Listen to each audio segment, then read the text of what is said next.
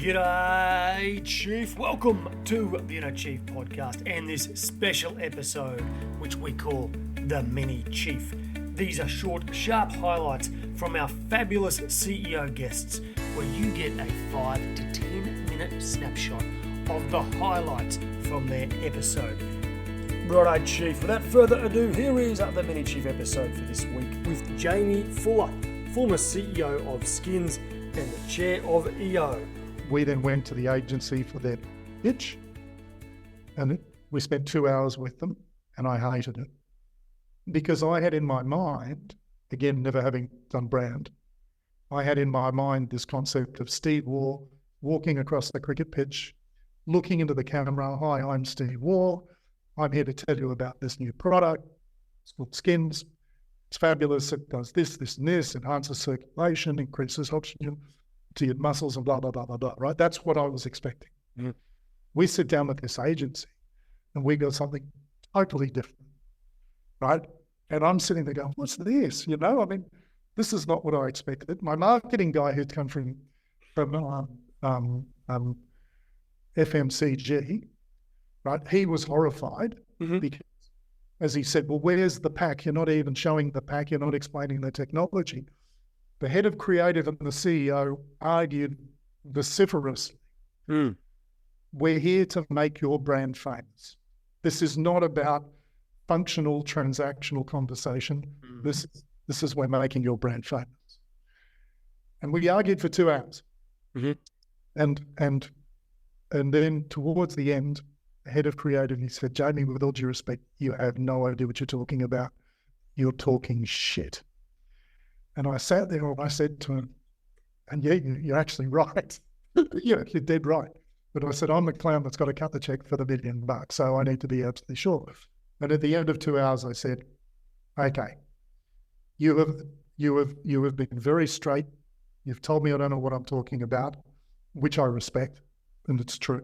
You've argued so strongly, I'm green lighting it. We're going to go and do it. And it was that campaign that ran in 2005, in the middle of 2005. But exploded the business. So, exploded the business. So that was an Australian-based campaign only, right? Yeah, so that was just Australia, and it was billboard. The frame was, we don't pay sports stars to wear our products, they pay us. Oh, yeah, great. Yeah. And we did, the TVC was so sexy and so good. Yeah. But the press campaign and the print campaign went with it was superb and absolutely took the piss out of Nike. We took 3 different executions, a baseballer, a gridiron player, and a basketballer. So they were US sports, even though we're in Australia.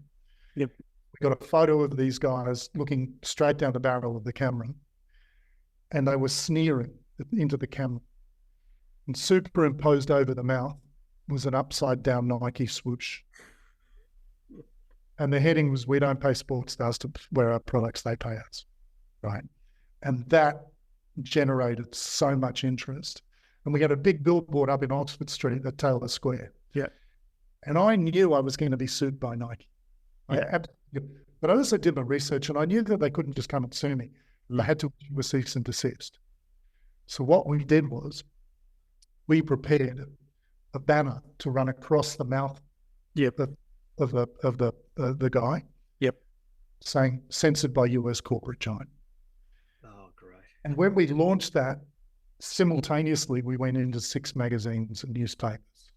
So it all went out. So basically, we said we're just going to blow the marketing campaign. It's going to be a one-off shot. It's like a Super League concept, if you like. Right? Yeah, sure. Super Bowl concept, right? Blow it out, and we're done. Anyway, I came into the office on the Monday looking for the facts, because in those days it was faxes, looking for the facts from Nike or their lawyers. Nothing there. Tuesday, no. So we never got anything. So we said, let's keep running it. So we kept running it. And we were just needling. And I found out years later that it just pissed them off so much. They knew very well if they tried to gag us, we were going to make we were going to play out. Well, that was June, July 2005. I get to the end of December and I'm thinking, let's see the P&L. How much have we made? This should be really interesting. And we'd lost $250,000. And this is after having growth going like that, right? It was just where the... Yeah. In January, we had some hard conversations in January, but January was when it then, by the end of January, it exploded. So it was funny that there was this lag. Mm-hmm. Yeah. And we had some very difficult conversations in January. Enough at the end of February, my colleague and I were in London interviewing for a general manager for the UK opportunity. So it flipped just like that. And we went from sort of drastic belt tightening through to let's open an office in the UK. Yep. And I believe one of our former guests, Daniel Herbert, became your French, one of your French leads, I believe. Before he came. Turbo the Turbo, as we call him. Herbo the Turbo was the head of France, is that correct? Exactly. He was in France, and he was repping for us in France, and particularly in the rugby world there. Yeah. And we spoke to him when he was on the show a few years ago. Now he spoke about working for Skins. So this will be the third episode where Skins has come up.